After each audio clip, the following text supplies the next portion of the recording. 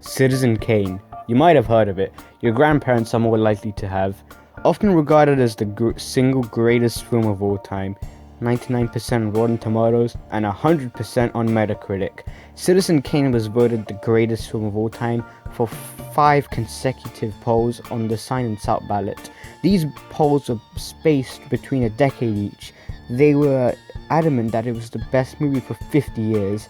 This ballot was described by famous film critic and expert Roger Ebert as by far the most respected of the countless polls of great movies, the one only most serious movie people take seriously. Citizen Kane's director, Orson Welles, is considered by critics and directors as the greatest director of all time in the aforementioned poll. If you ask a critic for the epitome of cinema, they'll present you with Citizen Kane. But what's a bunch of facts and stats without a point? Why in the hell am I telling you this? Because as much as the acclaim it gets nowadays, it failed to win Best Picture or the Best Movie of the Year award, and lost to How Green Was My Valley. It really does say something when the most memorable event of the 14th Academy Awards was how Citizen Kane lost to another film. I'm here to monologue about the Academy Award for Best Picture, the most prestigious award in the ceremony, where quality is neglected and pushed aside to favour films that bait out the Academy. Yes, you heard me, bait out. Do you not understand? To be brief, Oscar bait is the term used to describe films that were solely produced to earn Oscars. At the University of California, 2 sociologists decided to review data from IMDb. What they found was that films that depicted war, historical events, biographies, political intrigue, disabilities, racism, crime, and show business was statistically more likely to win Best Picture or get a nomination. Independent studios showed some signs of success. Furthermore, the simple presence of some actors like Daniel Day-Lewis, Robert De Niro, or Leonardo DiCaprio can boost the performance of a film. So what? Good for them? No, these men expose the bias behind what a general audience considers to be a fair reward system. It's essentially cheating them. This is where we must ask, is this awarding innovation or rewarding exploitation? Let's have a look deeper. Avengers Endgame, Avatar, and Titanic. You've probably watched all 3, but even if not, you have definitely heard of all 3. 3 films that set inconceivable box office slam dunks. All films were acclaimed, but only 2 were nominated for Best Picture.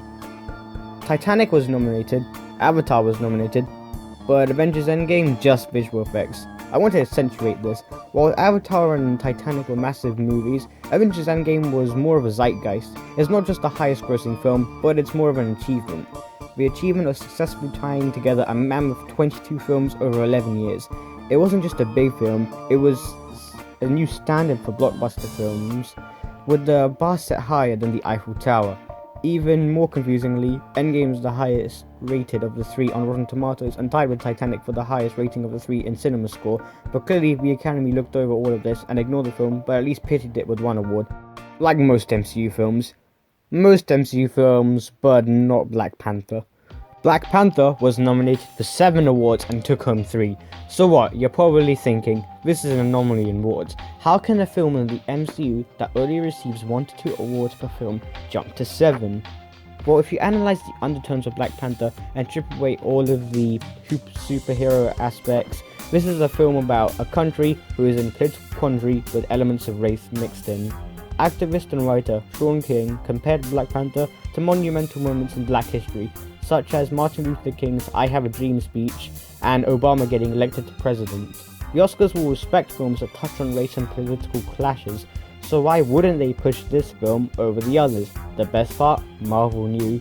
Black Panther was the only film that Marvel pushed for an Oscar campaign by hiring an Oscar strategical mastermind. Quote from the campaign, "Voters want to reward good movies, and they also want to reward movies that say something significant and make the industry look good." They knew. This wasn't inadvertent either. What better time to implement this than during the Oscar So White controversy from 2014 and 2015, where the Academy was under backlash for a lack of racial diversity. It's not a random choice, but a strategical move by Marvel Studios. Let's look at another comic book movie, Joker. We've all heard of him, I'm sure. Joker may be the arch enemy of Batman and perhaps the greatest villain of all time, but his solo movie was something unique. Unlike a movie like Venom, Joker doesn't play with the traditional superhero formula, instead loosely adapting the character. This created a psychological thriller. In most Batman media, Joker is either a criminal, prankster, or psychopath. However, in Joker, he is a character with a neurological disorder or a disability. In this film, we have a supporting character named Murray Franklin, portrayed by Robert De Niro, an actor credited with boosting the performance of a film as aforementioned. Furthermore, frenzied pre-hype for the character exists, a factor that could be contributed by the amazing portrayal of the character by the late Heath Ledger in 2008 that won him an award. When you consider the film only received 68% on Rotten Tomatoes and a 59 on Metacritic, was the film truly Best Picture material, or was this all due to the fact that it had all these pre-existing conditions? Joker didn't even have to try like Black Panther, the Academy just seemed to bow down to it. Think that this problem purely exists in comic book movies? Wrong. In 2008 there was an animated film called WALL-E. Most people that watch my videos, it came out when it was like when you were like 1 or 2, but I'm guessing that most of you at least rewatched it. WALL-E was acclaimed by critics and general audiences alike.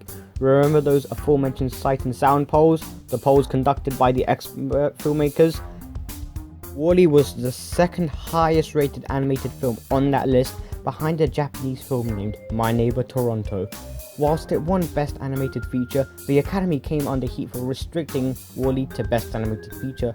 You may be thinking animated films aren't allowed to contend for Best Picture, but that's incorrect, as the 1991 animated classic Beauty and the Beast was a nominee for Best Picture prior. With no real reason and with backlash coming from every angle imaginable, the Academy had no choice but to intentionally nominate an animated film for the next Academy Awards to appease critics. This led to the inclusion of Up for 2009 and Toy Story 3 for 2010. Strangely, after this, no more animated films entered Best Picture. Were these nominations that truly awarded the quality of the movie, or just a way for the Academy to make up a lost nomination? Now, let's talk seriously. For as much as the Academy likes to nominate crime-related films for Best Picture, it seems that they might also like to nominate actual criminals for Best Picture. For the 75th Academy Awards, the Academy nominated Pianist. Its director, Roman Polanski, was convicted of statutory rape with a minor in 1977. Yes, 1977, and when was this nominated? 2002. Surely people could have moved on, it was just 25 years, a person could change over 25 years, and maybe people are willing to forgive. No. 2020, people are still trying to get this man in jail after he fled the country in 1977 and became a fugitive to American justice ever since.